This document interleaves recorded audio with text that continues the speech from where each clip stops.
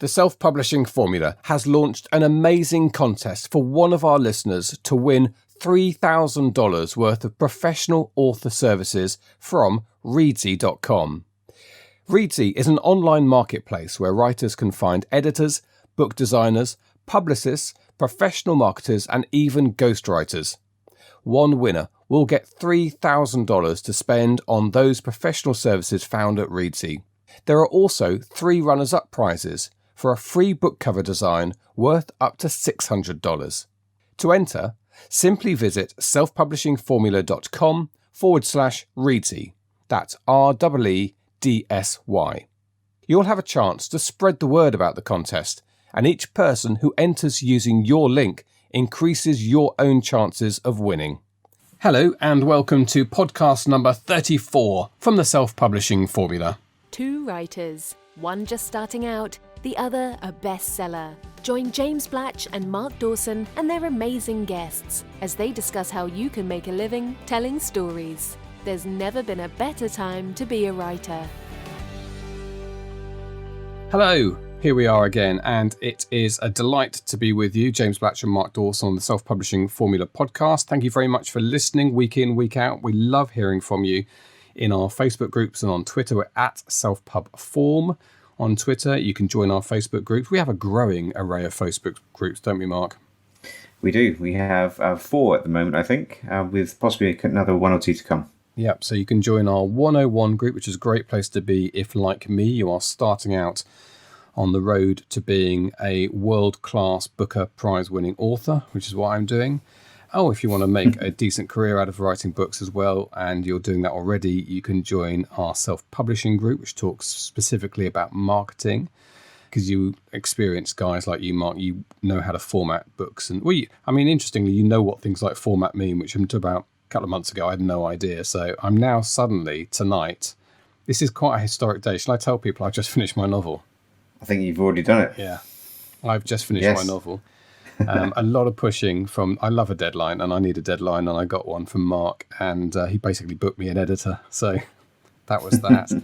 And I did a little mini retreat. So we had a lot of work on, and I locked myself away in a hotel for a couple of nights. And I can suddenly see the attraction of these retreats. I think a lot of writers do them, and it might be an area to explore at some point. We actually did speak to someone recently, and I can't remember who it was off the top of my head, on the podcast, who was at a retreat at the time.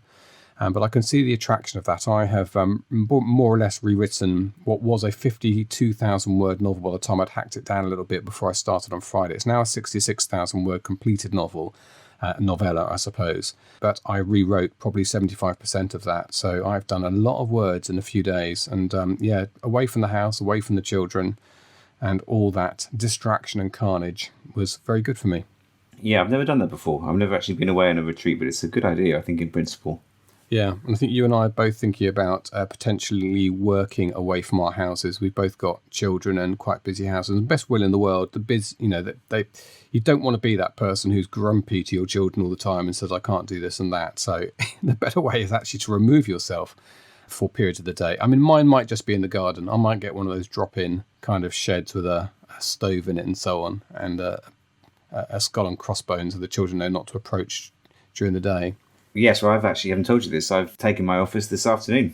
So, oh, you have? I have, yeah. I've booked an office and spent the rest of the afternoon buying a desk, and now I'm buying duplicates of everything that I've got here. So, new microphone, new display for the monitor, all that kind of stuff. So, there's enough space for a little studio in there as well. So, might be doing a bit more Facebook Live stuff in the next few months. Well, that's great, Mark. I'm impressed. So, you're going to go and spend some time. How much time do you think you're going to spend? How often are you going to use it? I think I'll probably be there almost every day. I mean, if the house is empty, I'll probably stay at home because I quite like working here and I can go for runs whenever I want. It's quite nice to break the day up. But when the house isn't empty, I do need kind of clear space. And I think there's a good chance I'll be there 3 or 4 times a week. That's great. Well, we do have a special edition of the podcast coming up soon. I trailed it a little while ago where I asked 8 or 9 authors in a row the same set of questions. And one of the questions is, where do you write? And a lot of them write in bed. I was surprised to hear. I mean, I think I'd get a bad back sitting in bed writing, but people sort of sit cross-legged on their bed. They're young. Bit what? They're young. Yeah, of course, they're nimble, and we're not. Anyway, so today is novel finish day, which I'm thrilled about. Obviously, it's just the beginning of the journey for the novel. It goes to a developmental editor now who's almost certainly going to write copious notes on it, and I'll have to prepare myself for. And that's another thing we can talk about. And as we go into the mode this autumn, talking a lot about new authors and starting out, so I think we'll talk a bit about the editing process as I go through it. And I'm going to blog this as well.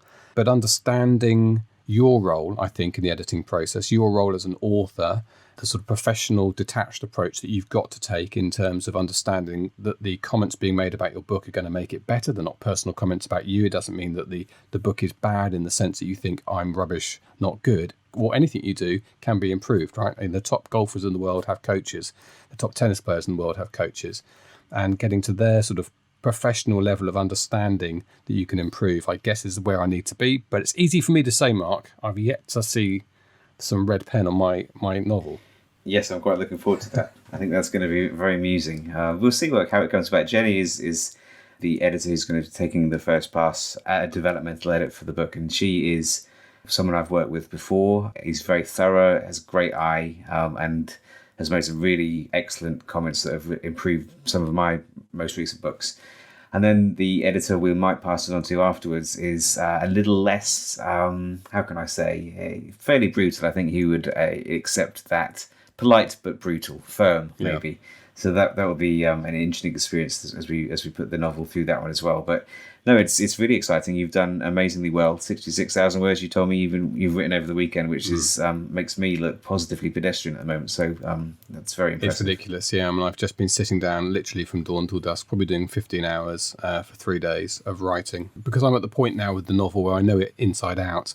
Although I've had those times where I've gone out, had a swim at some point just to try and get myself to the next point, where I'm just a bit stuck on the structure. And at one point I did that trick where you got to a point where you're just not really sure how to, you deliberately write yourself into corners sometimes. That's the whole point, isn't it? Sometimes of a good story that they get to an exciting lead and it becomes a dead end and then you move on. And I was at one of those points where I literally wrote the character into a bath, lying back thinking, well, what do we do now? And it's like a eureka moment. It came in the dialogue I was writing, came the next step. So all these things that you writers are used to and know about is a journey of discovery for those of us who are starting out, and it's fun. I love it, absolutely love it. Anyway, I say that now. I was stressed beyond belief 3 days ago, so roller coaster. Anyway, a really good one for me tonight, Mark. We're going to talk about formatting because obviously it is literally one of the steps that's coming up shortly for me after the next few stages of editing, and that will be getting the book formatted and all that good stuff about getting it into people's hands. And one of the formatting options, and we've talked about this before, a couple of them are free to use, but one of the formatting options that you do pay for is Vellum. It's not very expensive, actually, $200 for lifetime use of Vellum, and I think $30 per book if you want to do it that way. And I like the look of Vellum a lot. And when I say the look of Vellum, that is the correct expression to use because it's a beautiful bit of software. And it's no surprise at all when you hear the two guys who are confusingly both called Brad, who founded Vellum. It'll be no surprise to you at all to find out where they worked and how they met. When you see the aesthetic nature of Vellum. But let me just ask you before we get into the interview, Mark, have you used Vellum? I haven't, no. I've always relied on a third party to do my formatting. Ever since I started, it was the studio in Australia called Polgaris Studios, and I hooked up with them because Hugh Howey had used them before, and I thought if it's good enough for Hugh Howey, it's probably good enough for me. So I've been working with them for the last 4 or 5 years. And it has its pros and cons. I mean, they're extremely professional, but if you want to make quick changes to manuscripts, it can be a little bit of a delay that's involved there. So I am interested in looking at other options. And as we go towards the new course, I want to lay out all of the options available for writers. From the free ones like the Reedsy, Editor, and Scrivener, of course, can compile into the various formats, to the other ones with things like Vellum at the top end with producing really gorgeous books. So I'm very interested in what they had to say to you. Yeah, good. Well, I've got on my list of things to do in the next few days is record a screen flow of using Vellum. And one of the things about Vellum, as the boys explain in a minute, the Brads explain in a moment, is that you can download this software and use it for free. It's only literally when you upload the point at which you need to have paid for it. So fiendish. You can practice with it. Yeah, it's clever. You can practice with it. You can see how good your book looks, and great for us because I can do some nice screen flows to show how it works and see my novel looking, at least aesthetically, looking nice. Now, here's one more exciting thing to say about this interview just before we hand over to it. This is going to be our very first video interview. So the two Brads and I, accidentally, it has to be said at the beginning, found ourselves on camera, and because we upload all the podcasts go to YouTube, to our YouTube channel. If you search for Self-Publishing Formula on YouTube, you'll find our channel. Every podcast that we've done is on there. At the moment, the visual side of that on YouTube is the slide that our third amigo John Dyer produces. But for this one, in a moment when the interview starts, you're going to see us in all our glory. And by all our glory, I mean me unshaven. You did have your clothes on. I had my clothes on, but I haven't slept very well for 3 days, as you know, writing my novel. I look like Ernest Hemingway on a bad morning without the writing skill. But anyway, I think we better cut this out. We better cut that, James. I don't think the world's ready for horrors of that kind of description. I am clothes is the only thing you need to know. And the Brads look so cool on camera that we've kept that on there.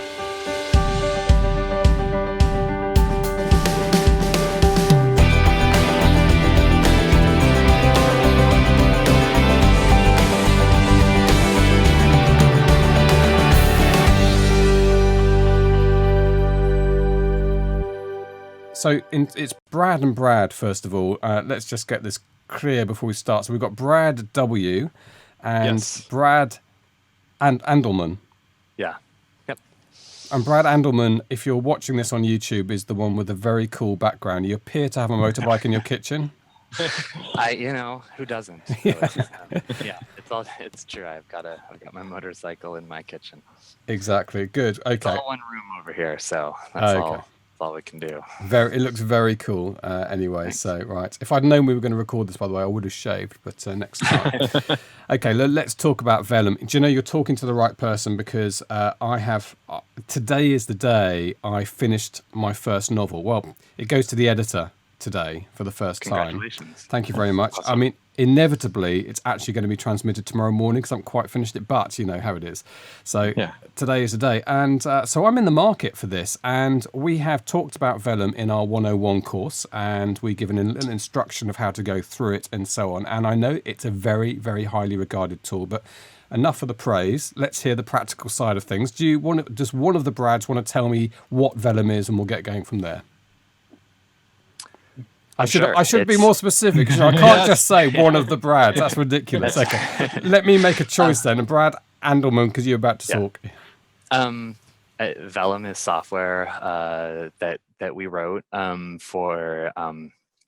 It's for the Mac only, and it was really we wanted to allow authors to be able to format their books and have them easily create beautiful ebooks for a variety of online platforms. So for iBooks, for Amazon, Nook, Kobo, Google Play, etc., and to really give them the control, so they don't have to go to someone else or learn a lot of complicated coding things. They can do it all and really use the principles of book design and beautiful typesetting to create ebooks that they're proud of. Yeah, so you do use the word beautiful in you describing it about creating beautiful ebooks, and it does look like a lovely bit of software. Let's go back a little bit. So formatting, and for those of us who are just starting out, there's a lot of bewildering things that you need to do after you've written a book in Word or Scrivener or wherever it is, and formatting is one of those that, and if you'll treat me like a complete novice here and say that I don't really know where to start with formatting. I mean, I know what it looks like in Scrivener, and I know what it looks like when I've exported it as a Word document, but what needs to happen to it and what should happen to it? Perhaps Brad W. could do this one. Yeah.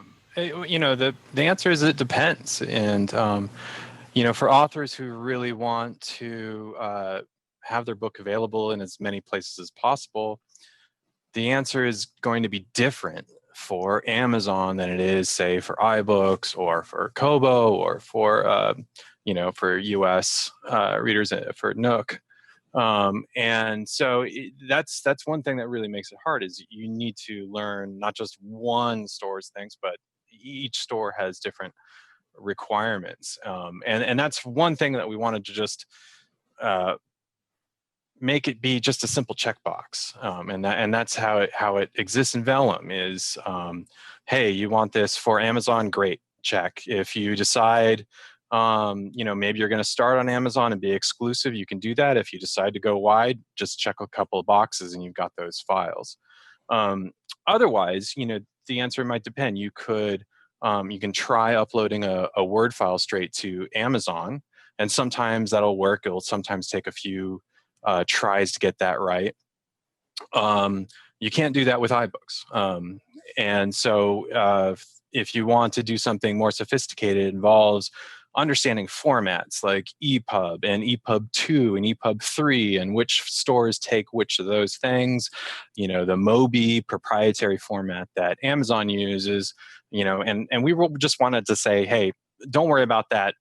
Here, check a couple boxes and you get files. We've tested all of our the output so that we know it's going to work fine on Amazon and all of their different devices that all have different characteristics. It's going to be accepted by iBooks that has really strict requirements, as does Google Play. So that's the answer is it can be very, very complicated. We wanted to make it very, very simple. Okay, well, we're going to talk more about it obviously in just a moment, but let's talk about the Brads then and the business, because first of all, it's coincidental that you are both called Brad, and slightly confusing. It was not planned. Our parents did not. They didn't talk about this. Was there no point when you got together in the business you thought, I'm going to change my name to Pete? Or...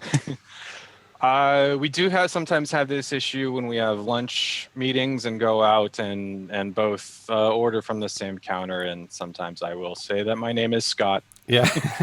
So that Brad Andleman gets the vegan sandwich and I get the non-vegan sandwich. Good call. So how did you guys get together and where did this idea come from?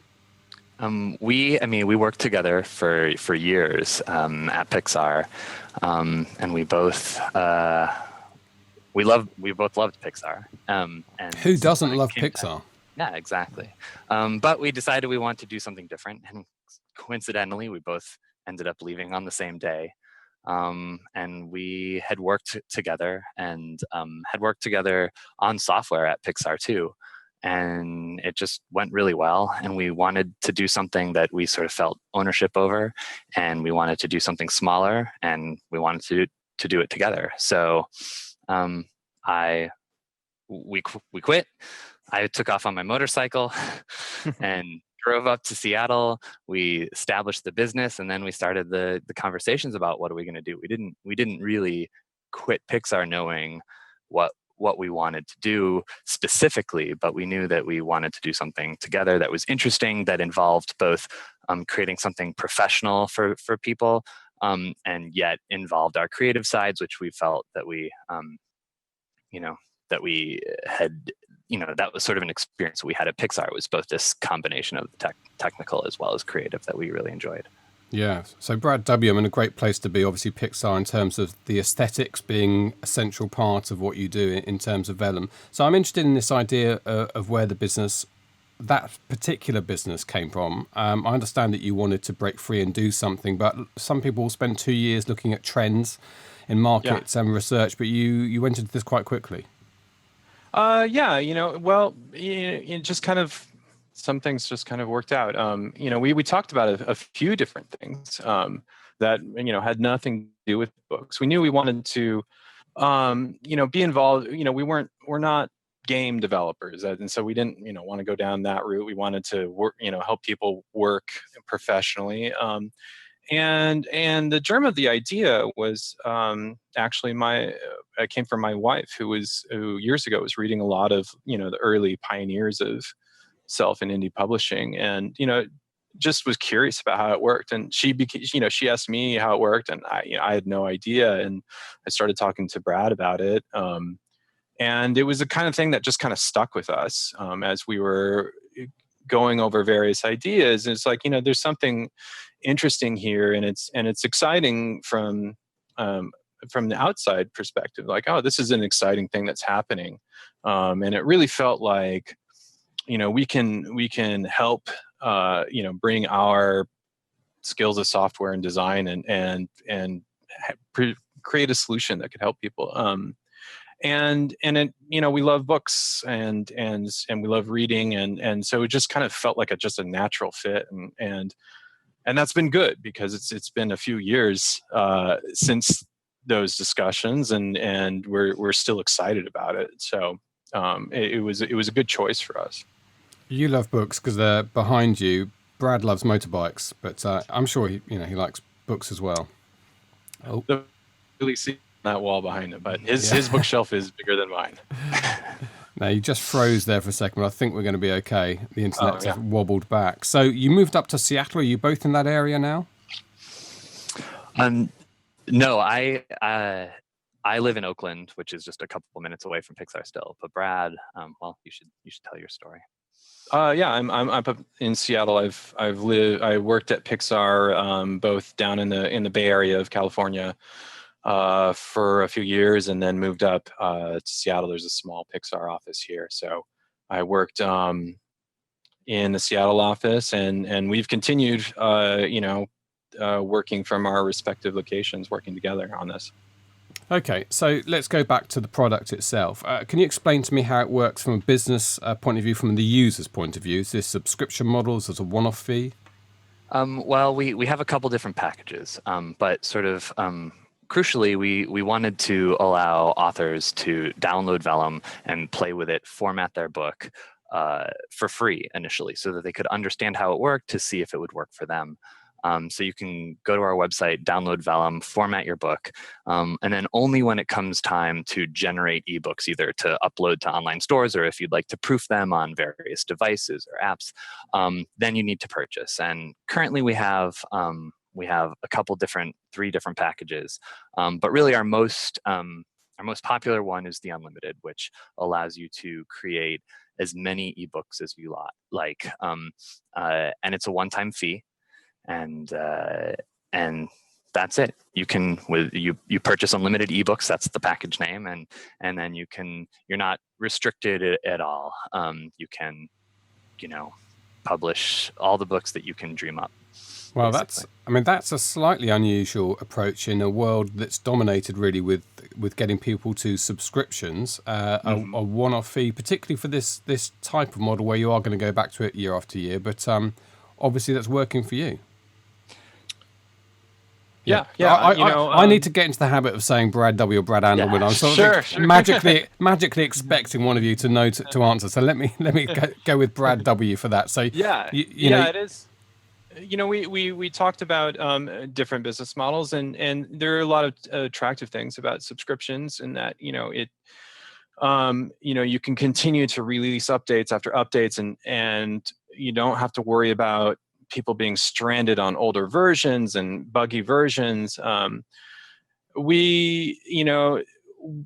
are some things that we've realized probably wouldn't work for us in particular. A lot of authors will use us or use Vellum for a couple of weeks, and then go off and spend another several months writing their next book, or several years, and we felt that authors may not be willing to pay a subscription if several months out of the year they're not even touching it, and that's really we try to think about that in both pricing and design. It's like, what, this is not software that people are using day in, day out. They're writing their books for most of their time and coming into Vellum when they're done. So we really want to make it both easy to just like, okay, it's been a while since I've used this. Okay, I'm going to bring this in and don't have to remember too many switches. But there's also, that's what we felt made sense for pricing.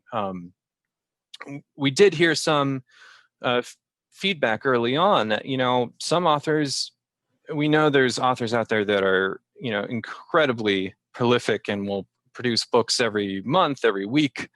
But there are also authors out there that maybe just write one book. And so that's why we came up with these book packages, is like, what, if you've just got one book, you can buy this right now it's $30 to just produce that one book.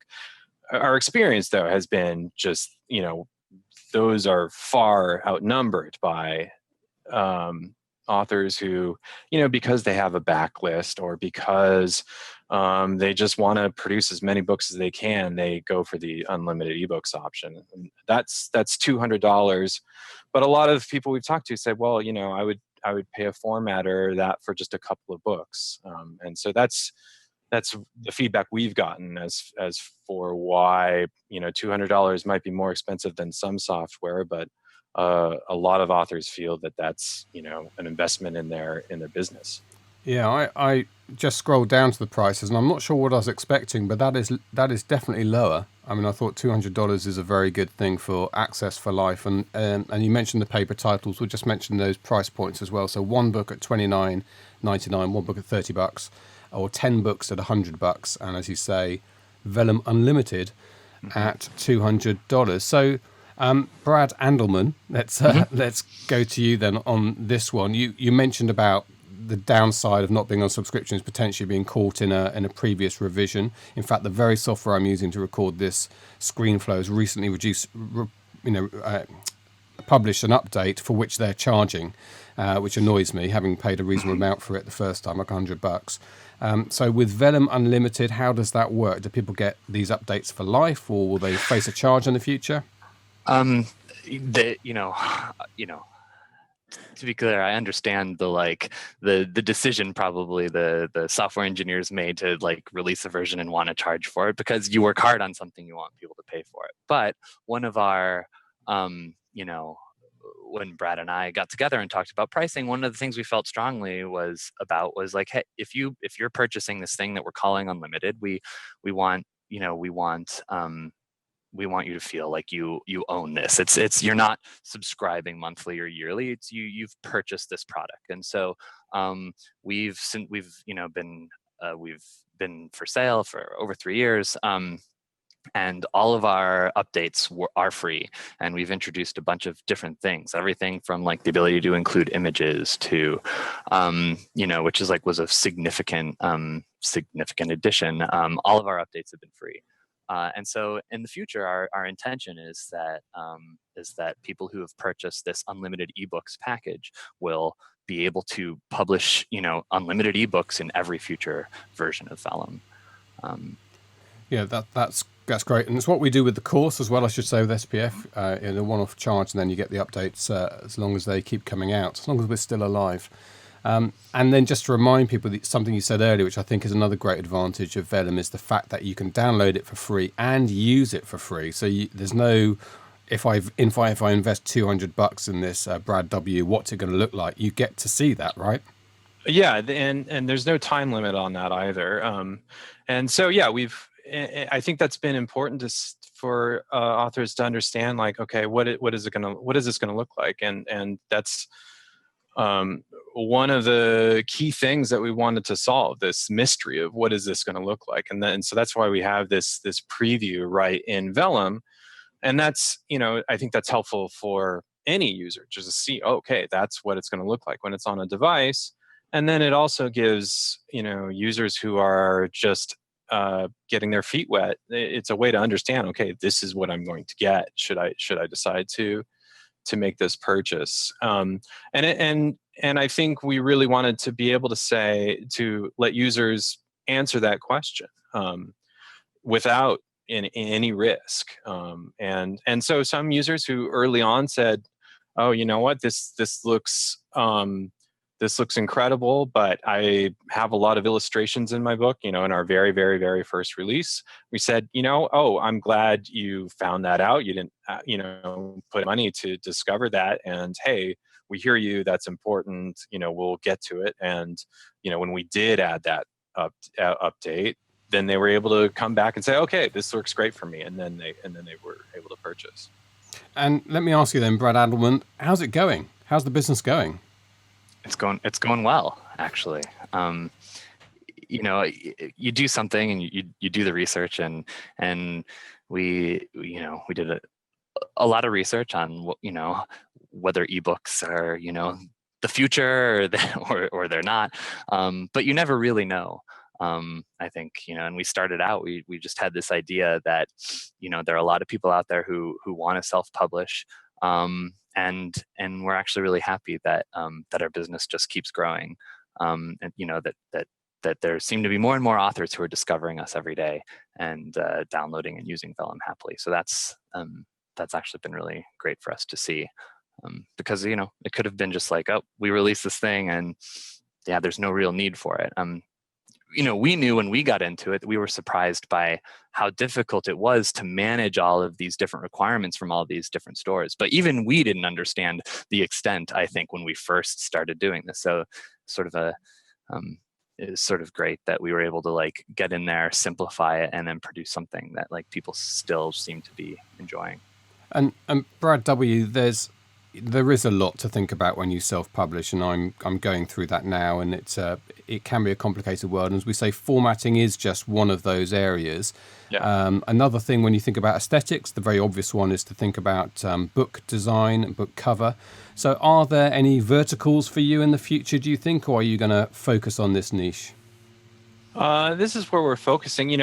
Cover is an interesting question, and some people have asked about that, and I think that's the kind of thing that is still really handled best by a cover designer, and you really want that to have that personal touch, and it's amazing that there's just a lot of great designers out there at pretty much any price point. And so I think we think that's still something that's best handled by designers. And we're focusing on the kind of the interior still. Yeah. Okay. Well, that's great. I mean, the aesthetics, which I mentioned, it's no surprise to me that there's some pedigree here from Pixar, one of those beautiful animation studios on the planet. And you focus on Mac as well, which is a company that produces technology but does it in a very beautiful way. So clearly that's an important part of it for you. So in terms of what's on offer for people inside the options for you, Brad Andleman, I do, mine's a military thriller. Other people will be in different genres. There's choice there for us to make sure that the way people view our books in somehow reflects their content. Yes. So Vellum, currently ships with sort of 8 different book styles, and we tried to have those 8 overarching book styles represent a lot of different genres. Like you said, like we have a more technological thriller, perhaps one. We definitely have a sort of a more romantic one. We have a few modern ones. We have a few old school ones. And we have sort of 8 of those large groupings. We call them book styles. And then within each book style, you can choose from sub-styles. So within, say, our kindred book style, which is maybe the more sort of targeted more at romance, perhaps, you can choose from 4 or 5 headings.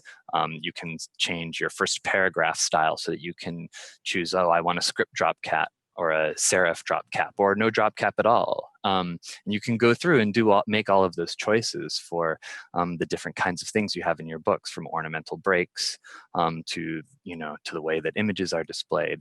And so even so within each of those 8 book style groupings, you can go in and further customize the interior of your book. We've seen some authors will just flip through the 8 styles, pick one, they say, that's great, I love everything about it, and they're done.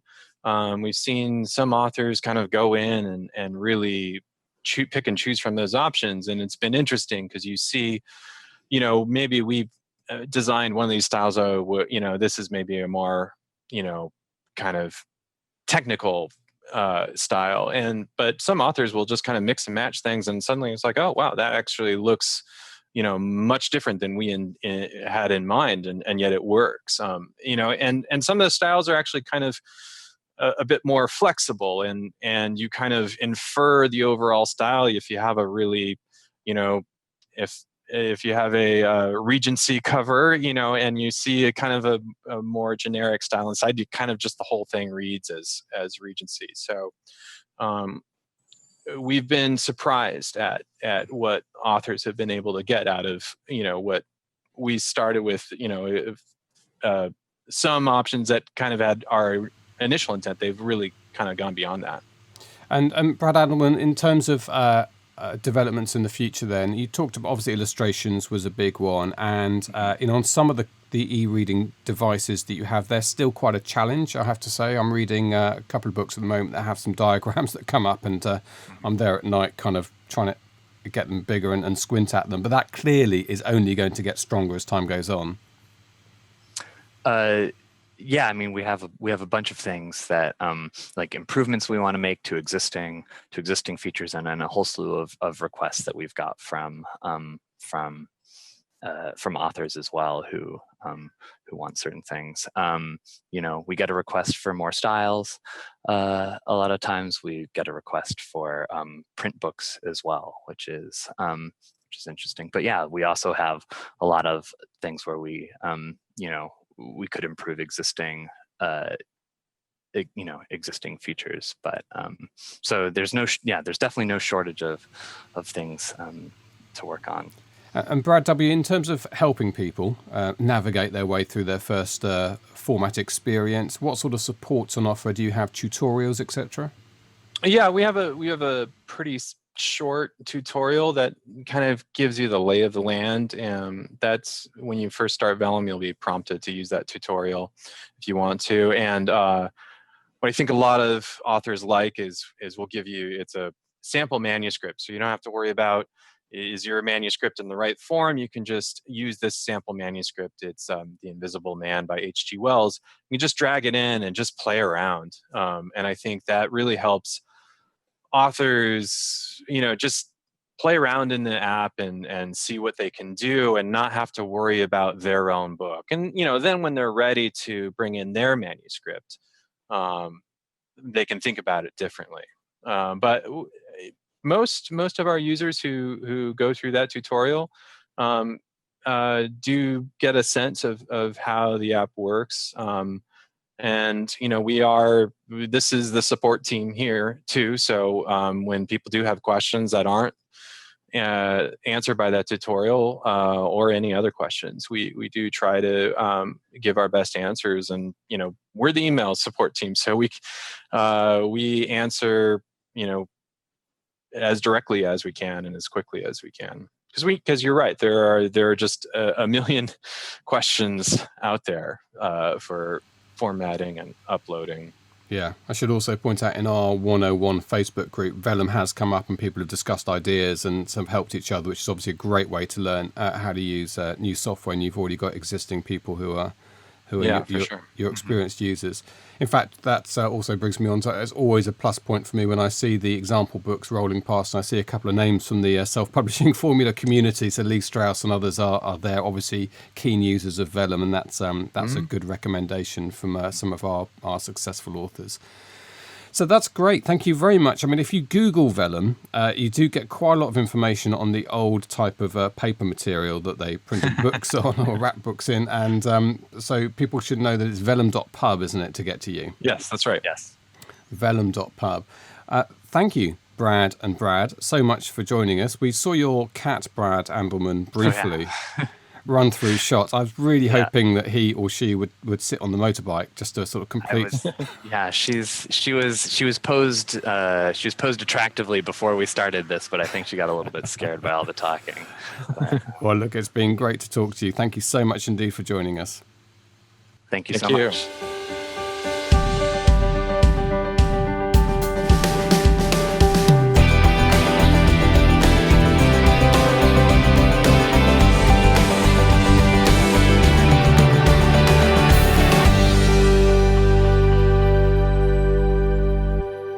So lovely to talk to them in Seattle and in the Bay Area, Oakland, I think it was, in San Francisco.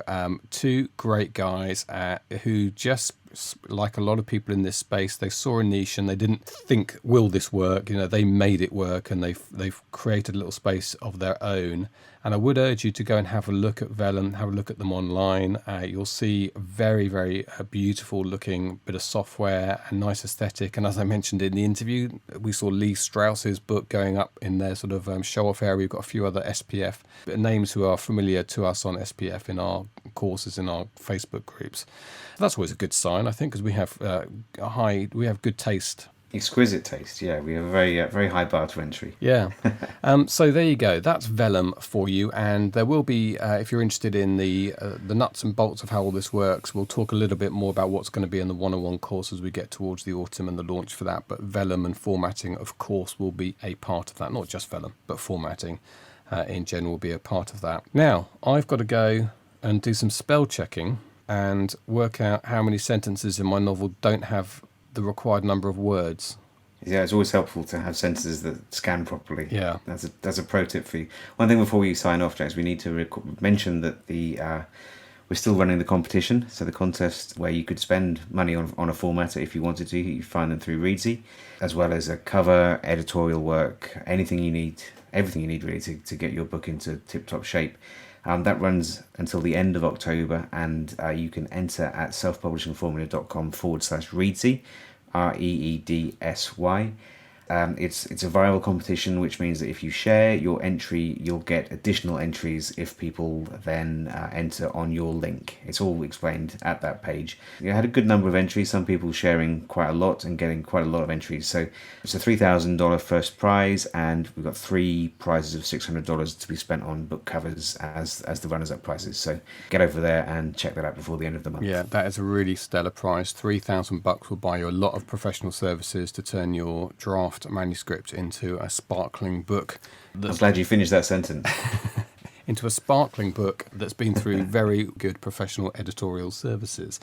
And yeah, just one thing to clarify on this, we had a couple of emails that when you share it, the sharing itself does not give you an extra entry into the competition, but when people then subsequently go into the competition via your link, by what you've shared, that's when you get the extra, because people have been sharing it and then immediately checking to see how many entries they've got and contacting us. But yeah, so you share it, you stick it everywhere in your social media feeds, and then when people click on it, you get extra entries. I think it's 5, is it 4 or 5, I think, for each click, something like that. Yeah, something like that. It is explained in the rules there. So yeah, you've got a couple of weeks left of that, so get your chances in. I mean, I'd like that. 3,000. It's going to be expensive for me now, this bit. Yeah, you can't win. You're precluded. I can't win. Sounds like me in life. But I'll win when my book wins the Booker. That will be a win. That'll show me. You're safe. There's no chance. Okay, excellent. Thank you very much indeed, Mark. Looking forward to speaking next week. And thanks to the Brads from Vellum. We will be with you next Friday. You've been listening to the Self-Publishing Formula podcast.